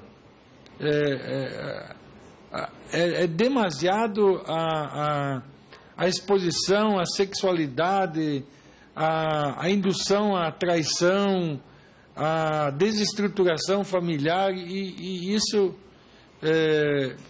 isso não vai fazer bem nem para nós, muito menos para as nossas gerações. Então eu queria deixar esse registro aqui, pastor Feliciano, que nós temos que propagar isso. Defender a família, a célula máter, não é retroagir, não é ser retrógrado, não é ser antiquado. Eu acho que é ser moderno, sim, e nós estaremos contribuindo. Eu pertenço ao PSDB, Partido da Social Democracia Brasileira, mas eu sempre digo que o meu partido, eu tenho jovens e eu discuto com eles e as brigas às vezes são grandes, né? Porque o meu partido é o Partido Conservador Liberal Democrático, né? Conservador na sociedade e na família, democrático no sistema político e liberal na economia. Então esse é o partido. Então, e dentro desse meu partido real, eu entendo que o conservadorismo, a manutenção daquilo que foi construído na história da humanidade, para o bem, deve ser preservado, deve ser mantido e deve ser construído. Era esse o registro que eu queria fazer. Permito a minha ausência e a minha retirada. Muito obrigado. Vossa Excelência tem 100 anos de perdão para qualquer erro que cometer. Muito obrigado pela sua fala, deputado Alfredo. Presidente, eu gostaria só de fazer um registro ao deputado Alfredo Kaifer, que a sugestão desse requerimento veio justamente das suas indagações naquela outra reunião. Então, apresentei o requerimento graças à contribuição que Vossa Excelência deu aqui para nós naquela ocasião. Às vezes pensamos aqui na casa que nós somos algumas vozes isoladas, mas de repente aparece o deputado Alfredo, que para mim foi uma surpresa do seu posicionamento, e isso nos estimula a continuar lutando pelos nossos princípios. Passamos então agora à lista dos oradores, e o primeiro orador inscrito é ninguém menos do que o relator do projeto e autor do requerimento, deputado Diego Garcia. Vossa Excelência tem, pelo regimento são 3 minutos, mas Vossa Excelência tem o tempo que for necessário para indagar os nossos. Presidente, se me permite, eu gostaria de passar a minha inscrição, deixar ela por último, até para permitir para que os nobres colegas possam fazer suas perguntas diante da realidade que nós estamos vivendo nessa manhã com relação a tantas comissões. Talvez algum deles tenha que se ausentar, e assim eu gostaria de ficar por último nas perguntas. Nobre, como sempre, e cavalheiro, né? Então passamos aqui a lista de inscrições. O próximo inscrito é o deputado Anderson Ferreira, autor do Estatuto da Família. Senhor presidente, eu quero, em primeiro lugar, justificar os nobres colegas aí, como o deputado Diego falou, né? Hoje é um dia de muitas atividades e a gente choca os horários nas comissões. Eu tenho 3 comissões praticamente no mesmo horário, mas aí não consegui chegar a tempo, né? E eu vi os comentários por onde, ao chegar, né, de alguns parlamentares que já tinham passado por aqui, estavam registrando presença também, participando de outras comissões, de como foi importante o debate, a participação do doutor Pedro Paulo, também do doutor João Malheiro, né? E eu consegui ainda pegar pelo menos uma palestra aqui eu consegui, que foi a do doutor Vladimir. E eu fico muito feliz, quero dizer que isso é uma realização de um grande sonho, né? Eu, quando cheguei aqui há 4 anos atrás, na legislatura passada, eu via nesta casa vários debates importantes, mas não via se debater aqui nesta casa políticas públicas para a valorização da família. Tinham sim projetos, que traziam um bem-estar para a família, mas não que assim, um único projeto que conseguisse trazer um conjunto de ações de políticas públicas. Foi daí que surgiu a nossa ideia de elaborar o Estatuto da Família, e hoje, a cada dia, eu tenho vivido um sonho de ver essa casa parar, como o deputado Marcos Feliciano acabou de falar. A gente vai se surpreendendo em cada audiência pública, em cada reunião da comissão especial, porque era um sentimento que nós percebemos na sociedade, e dentro da casa também nós percebemos isso através de parlamentares. Mas hoje esse sentimento ele se expande e ele se materializa, não é? Em participações, em surpresas em cada reunião que nós temos, assim, de adesões. Eu não tenho dúvida nenhuma que a partir do momento que essa comissão aprovar esse relatório, com a participação popular através de audiências públicas, com a participação dos colegas aqui, o que nós trouxemos como relator ou como autor desse projeto foi apenas um esqueleto, um norte para que possamos seguir. Toda a comissão especial e cada projeto que tramita na comissão especial, ele sofre modificações e adequações, não é? Porque eu não sou palatino aqui da verdade e achar que todo o nosso projeto possa ser perfeito, não é? Eu tenho certeza que esse conjunto de cabeças pensando, não é? De participação popular, os anseios que a sociedade assim necessitam para que possa ser mais eficaz, não é? Mais do que importante num processo da tramitação de um projeto. Então, eu quero aqui agradecer a participação de cada um de vocês, agradecer aos parlamentares que têm se esforçado muito. A casa vive um momento, né, difícil. Nós ontem seguimos a madrugada em votações, o horário prejudica um pouco porque nós temos várias comissões nesse mesmo horário, mas mesmo assim eles não deixam de estar presentes em cada reunião, como também os convidados que assim são trazidos para cá e enriquecem muito esse projeto.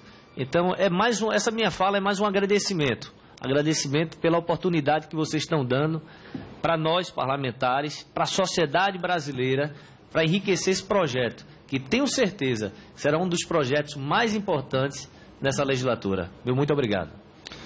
Muito obrigado, deputado Anderson Ferreira, pela sua interpelação. Parabéns pela sua iniciativa, por ter pensado nisso e por ter se dobrado sobre um assunto que ficou adormecido durante muitos anos no nosso país, que é um assunto sobre a família. A família só passa pelo descaso e pela degradação que vivemos hoje, exatamente pela falta de coragem, porque acredito que todos enxergam, ninguém é cego, mas ao longo dos anos as pessoas perdem a coragem de debater o assunto, de trazer à baila o assunto. Bem disse aqui o nosso procurador alguns assuntos que são importantíssimos.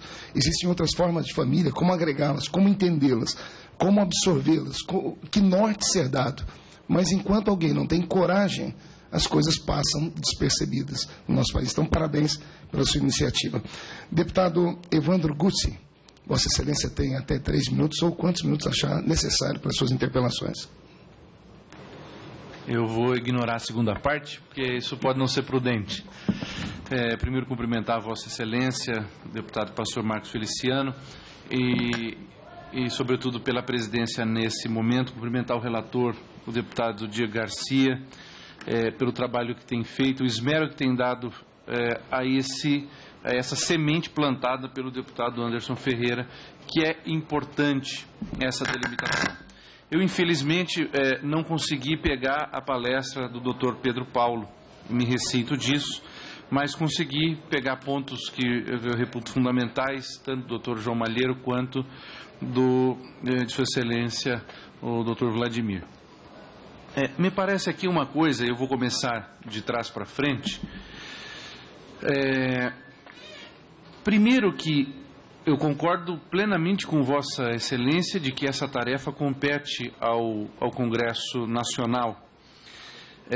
E me parece que, com todo o respeito que tem ao Supremo Tribunal Federal, ele usurpa funções quando invade searas que só poderiam ser bem debatidas fruto da deliberação, porque é assim que funciona a razão prática, né? A razão prática, que é o modo como pensamos nas questões ligadas à ação e política, moral, direitos, são, por definição, temas ligados ao agir humano, à conduta humana, esses temas só funcionam mediante deliberação. O bom Aristóteles dizia que uma sociedade em que tivesse alguém com a virtude tão grande, seria ideal que ele sozinho governasse. Mas esse sujeito não se acha em qualquer esquina. Então isso não seria bom. Depois ele diz que se houvesse um grupo pequeno de pessoas, uma aristocracia, cuja virtude fosse também irrepreensível, que eles governassem, porque seria fácil, né? Menos pessoas decidindo e refletindo. Mas também não é fácil. E, portanto, ele já lá não chamava de democracia, porque democracia era a deturpação disso, mas a politia ou politeia, ele dizia que era melhor contar com a mediedade das virtudes, né? Com o meio das virtudes. E essa, no fundo, isso não existia na época, mas era, no fundo, aí a gênese do que hoje nós fazemos aqui do parlamento. Então, essas questões só podem ser tratadas nesse âmbito. E quando o faz de uma maneira diferente, quer em decisões monocráticas, quer mesmo em decisões colegiadas, mas de colegiados que não representam, não tem em si a plasmada a pluralidade das opiniões sobre política, sobre moral, sobre direito, ela não conseguirá jamais ter. E veja que coisa interessante.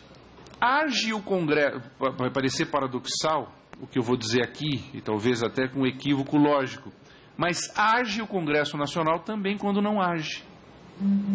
Age o Congresso Nacional quando diz: nós não achamos que devamos mudar esse assunto.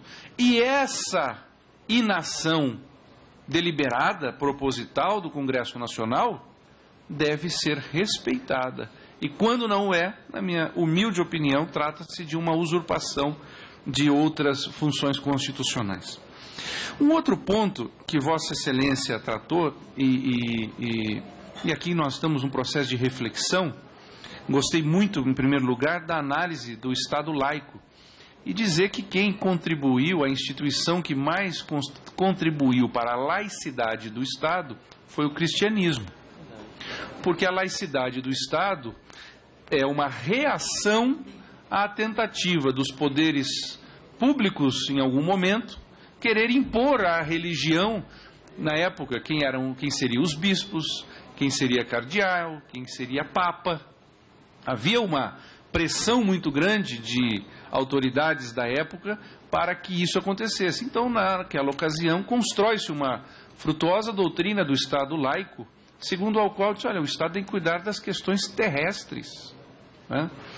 É interessante, por exemplo, que no âmbito da Igreja Católica, e aqui não procuro sempre manter a autonomia das realidades temporais, como a gente diz, frente a realidades transcendentais, que eu não desprezo, mas mantenho-me aqui. Eu sou deputado federal, estou no âmbito de uma realidade terrestre, da razão, e assim procuro sempre me colocar. Mas no âmbito, inclusive, da Igreja Católica, não há questões dogmáticas sobre a família. A família não é tratada, não há dogma sobre a família. Porque no âmbito da Igreja Católica, o dogma se dá em questões que são teologicamente controvertidas, né? Quando surgem grandes debates teológicos, depois de um grande esforço dos teólogos, a Igreja coloca numa tentativa, não estou defendendo essa visão, pelo contrário, nos damos muito bem aqui aqueles que têm vertentes religiosas diferentes, mas é a proteção da fé do simples, digamos assim. A família não é tema de dogma na Igreja Católica. A proteção à vida não é tema de dogma na Igreja Católica, porque esses temas são temas aos quais nós chegamos tranquilamente pela via natural da luz da razão. Então, por isso, não precisamos de dogmas para esse tema. Então, quando alguém vem dizer, é dogmatismo... Não. Esses temas não estão no âmbito de dogmas. Esses temas estão no âmbito da razão. E aqui me preocupa uma questão importante. Portanto, eu me felicito com a contemplação que Vossa Excelência faz da laicidade do Estado. né? Talvez o maior pensador que nós tenhamos no mundo nisso é um espanhol chamado Andrés Ollero, que é juiz do Tribunal Constitucional da Espanha e talvez o maior pesquisador sobre laicidade e laicismo. E o que vivemos no Brasil hoje é um laicismo, ou seja, aquele que por algum momento, por alguma razão, descobre-se que o sujeito é cristão ou alguma coisa, esse é um pária e precisa ser segregado da sociedade. Eu tenho registro de casos de professores que, aprovados em concurso em universidades federais no Brasil, os alunos se revoltaram. Não, ele não pode ser professor de filosofia porque ele é católico. Isso aí feriria toda a concepção de laicidade. Sem querer me estender, é que o tema é tão importante e as contribuições de Vossa Excelência, de Vossas Senhorias, certamente tão ricas, mas dentro da tarefa do Congresso Nacional, eu não acho que nos caiba dizer o que é família. Nós podemos sim reconhecer juridicamente aquilo que a natureza apresenta como família. Porque eu sou daqueles que ainda acredita que o ser humano é capaz de contemplar a natureza e extrair dela a sua racionalidade. Eu vou repetir algo que já disse aqui. Me impressiona, eu gosto muito de programas sobre o reino animal, Animal Planet e outros aí, e fico impressionado com a riqueza e a sofisticação a que a ciência chegou em perceber o porquê das coisas. O porquê da cor de um determinado animal, a acidez de sua saliva, enfim, milhares de outros exemplos. Olha, ele tem o dente assim porque ele come determinada coisa assim. Ou seja, há uma racionalidade na natureza. Há um porquê das coisas serem como são. E isso, no âmbito do reino animal, já ficou assim. Inclusive, rende canais de televisão que tratam exclusivamente sobre isso o tempo todo. O que me assusta é que quando nós olhamos para o ser humano, toda essa sofisticação simplesmente desaparece. E aqui vou voltar a lembrar Chesterton, e vou parafraseá-lo, não o tenha entre aspas, ele diz o seguinte, né? Que um elefante tenha tromba é uma coisa curiosa. Que 2 o tenham é impressionante. Que 4 elefantes tenham tromba é um milagre. Que todos os elefantes tenham tromba, isso é um complô. Isso é um complô. Claro que isso era um sarcasmo, uma ironia aos céticos, àqueles que não conseguem olhar a natureza das coisas e extrair dela uma racionalidade, um porquê de ser. Então eu acho que seria pretensioso no Congresso Nacional, por parte do Congresso Nacional, dizer, nós vamos dizer o que é família. Nós podemos aqui criar uma lei dizendo o que é porco. Isso não transformará os porcos e nem transformará as galinhas em porcos, porque é uma realidade a ser observada. Cabe a nós, sim, percebendo essa realidade, ordená-la ou sugerir a sua ordenação de uma maneira diferente.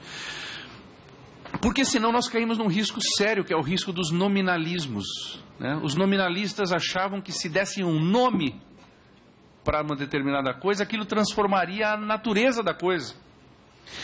E eu não quero comparar as duas situações, porque comparar as coisas ao nazismo é sempre uma beira, assim, uma coisa ralé, radical e ralé. Então, na minha predição, não é essa. Mas o nominalismo foi um dos pressupostos para que o nazismo pudesse viver o que fez. Por quê? Há um filme muito interessante, eu nunca me recordo o título, mas que mostra, um filme que passa praticamente em uma mesa, em que a cúpula nazista passa a decidir sobre a solução final dos judeus. E eles começam, a ideia final é desenvolver uma lei que permita a solução final, porque os nazistas eram extremamente legalistas, uma preocupação com o direito positivo, como nós não temos hoje, mas então não podia ser uma coisa que não pudesse ser racionalmente explicada. E eles começam a dizer, nós temos que acabar com os judeus, não dá para criar mais campos de concentração, eles não morrem suficientemente bem por causas naturais, enfim. Mas aí começam a discutir, olha, mas nós não podemos matar alemães. E essas pessoas são alemãs. Eles começam a dizer, não, espera um pouquinho, mas quem é filho de pai? Os judeus atribuem se eu não estou errado, o pastor Marcos Feliciano é grande especialista nesse assunto, atribui a filiação à mãe. Então não tem problema. Se é filho de pai alemão, isso aí já não tem problema. Então vamos construir aqui. Se é pai alemão, já não é mais alemão. Se é filho de pai judeu, não é mais alemão. De mãe judia, ele não é mais alemão, porque a nacionalidade dos judeus é dada pela mãe. Então, se é mãe judia, não é mais alemão. E foram construindo uma grande arquitetura deplorável, não há dúvida, para dizer quem era alemão. E ao final da reunião, estava decidido quem era alemão, quem não era mais alemão. Ou seja, damos nomes e dos nomes nós construímos realidades. E nós não acho que tenhamos esse direito. Não estou dizendo que é culpa minha ou do deputado Diego. Nós não temos esse direito de por nomes construirmos. Família é uma realidade natural. Todas as espécies tendem à procriação. O ser humano, no que tem de biológico, também entenderá. Só que a procriação no ser humano depende num passo 2, que é a educação, coisa que não existe. Educação em sentido estrito não existe nas outras espécies. Educação é especificidade humana. E a educação depende de formação teórica, depende de formação prática. A educação, e aqui saúdo Dr. João Malheiro, que brilhante exposição com a qual Vossa Senhoria nos brindou. A educação pressupõe o conhecimento das faculdades da alma. Que o ser humano é um ser que tem inteligência, que tem vontade e que tem sentimentos, ou sensações, uma sensibilidade. E que o que caracteriza a humanidade é justamente a não sujeição à sensibilidade, o que é próprio dos animais, mas uma possibilidade de se posicionar perante elas a partir da inteligência e pelo caminho da vontade, digamos assim. Isso nos faz humanos. E essa especificidade humana exige um processo educacional e que, por seu lado, exige uma construção, que é o que nós chamamos de família, mínima, que garanta que esse processo possa ser bem cuidado. Tanto que essa coisa de colocarmos todos nas escolas, a escola só educa quem já é educado. Se não há o mínimo de virtude, de humildade, de respeito ao professor, não tem processo educacional, não se forma. E isso se aprende em casa. E a boa psicologia dá conta que os estándares principais se formam até os 6, 7 anos, se eu não estou enganado, não é bem a minha área. Então acho que nós devemos sim, e aqui nessa comissão, com um compromisso muito sério, aqui há deputados sérios, ainda que divergentes, mas um trabalho sério, então não temos, na minha opinião, o direito de dizer o que é família. Nós temos que reconhecer o que é a família.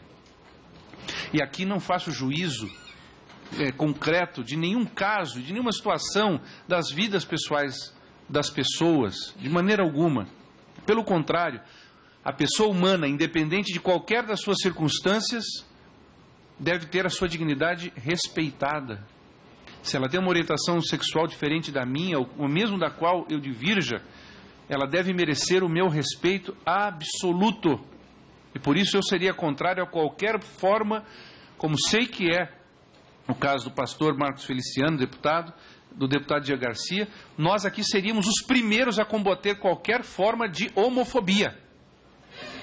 O dia que eu tiver uma notícia de que alguém aprovado num concurso dificílimo do Ministério Público do Estado de São Paulo, sou praticamente seu vizinho, moro em Tupã, conheço Santa Cruz do Rio Pardo, Ourinhos, toda aquela região, lugar fantástico.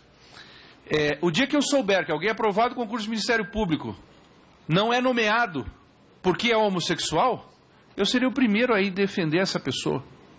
Porque isso seria, sim, uma homofobia e seria uma usurpação.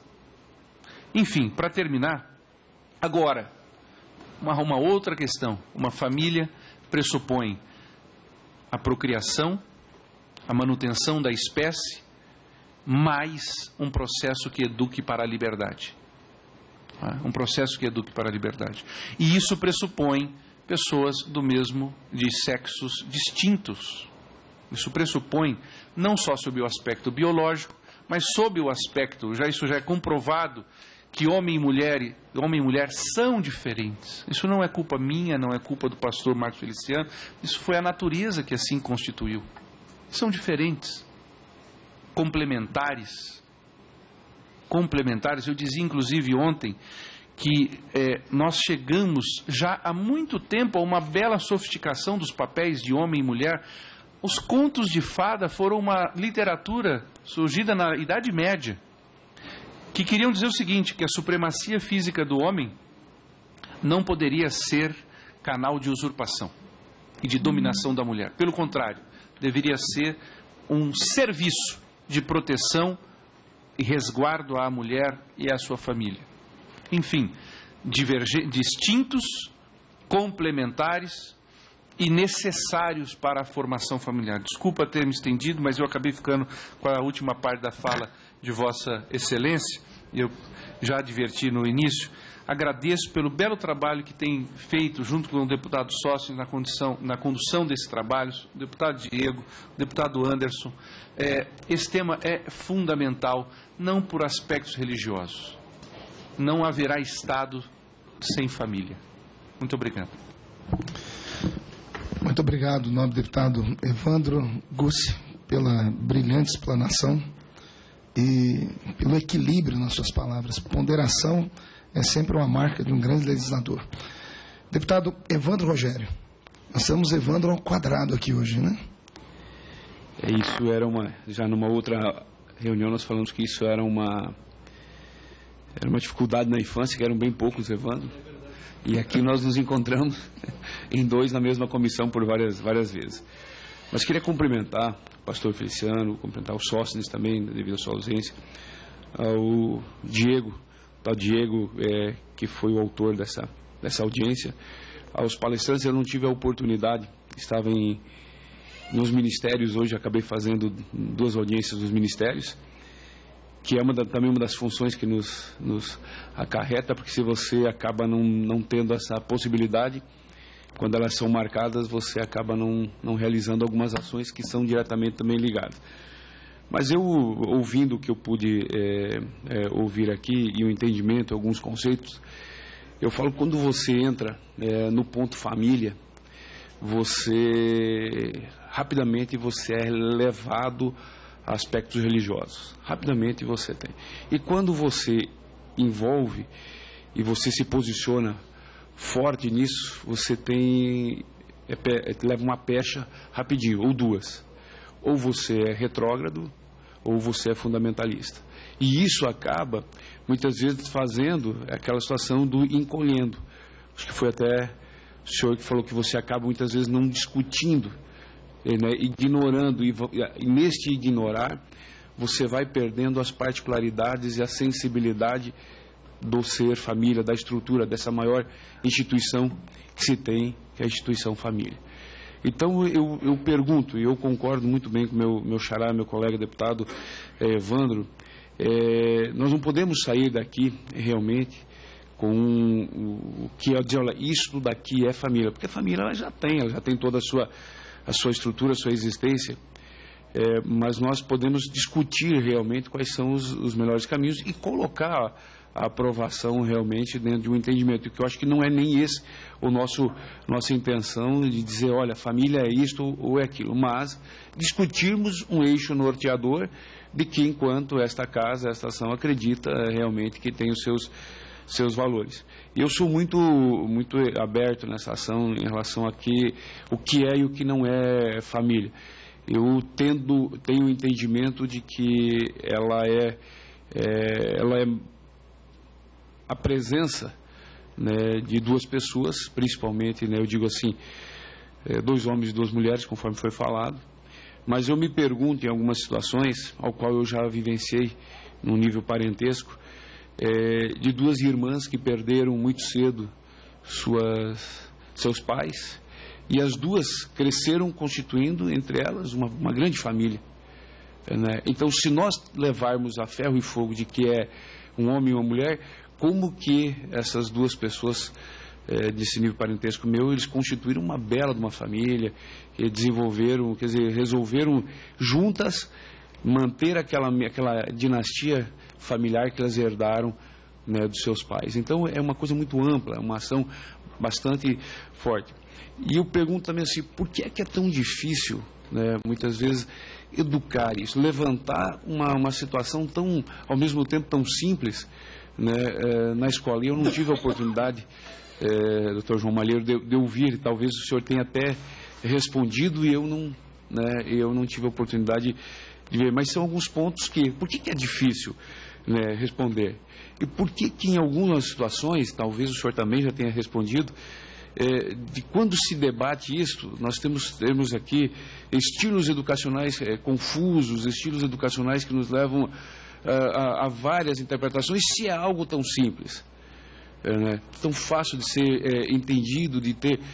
eu falo que os valores familiares, eles são, eu vou dizer assim, a base, eu que venho da origem do esporte, para os gregos o esporte, ele era um lapidador do caráter. Eram 3 bases de que lapidavam o ser humano. O primeiro era a família, que dava os valores éticos, morais, a estrutura do ser, conforme Vossa Excelência, do Deputado Evandro falou, moldados muitas vezes até os 7 anos, conforme as teorias freudianas, enfim, outras que têm essa ação. Há controvérsias em relação a isso, mas a maioria das literaturas trazem isso. Aí você vinha para o aspecto educacional, a educação que te dava a tecnologia, o desenvolvimento, a inovação, tá? E a partir do momento em que você tinha a base desta pirâmide, você tinha a família, a haste esquerda da pirâmide era a educação. Quando você estava pronto, com seus 18, 19 anos, você ingressava um pouco antes, ingressava na vida do esporte, tá? E que deste conjunto, família, educação e esporte, você saía você era o combatente, que é a palavra atleta em grego. Então eu diria que todo esse conceito, ele se perdeu, inclusive para o esporte, que é a minha origem, inclusive boa parte dela em relação à família, tá? Que foi transferido muitas vezes esses valores éticos e morais para a haste esquerda da pirâmide, para a escola, para a parte educacional, e que não é essa a função. Então, muitas vezes eu me pergunto, isso me trouxe, primeiro pelos valores cristãos que tenho, pelos valores de entendimento realmente, de uma família sólida, de um entendimento da origem que eu venho como descendente italiano, e como eu trago isso forte, e tento transmitir hoje para os meus 3 filhos, né, a força que tem a família em todos os momentos. Então, isso para mim é algo muito relevante, tem um apelo muito forte.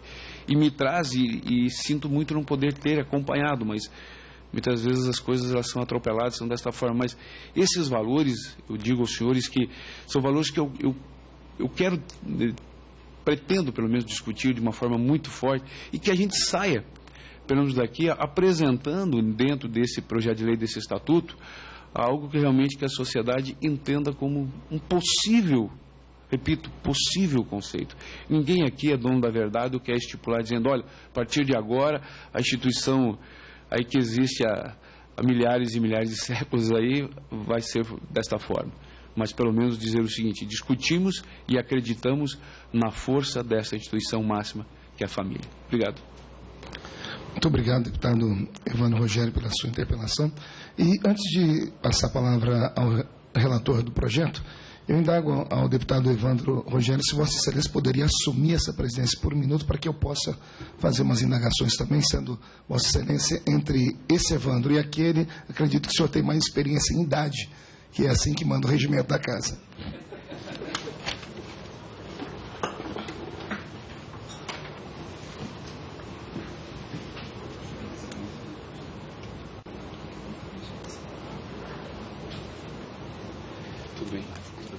Tudo bem, senhor? Tudo bem.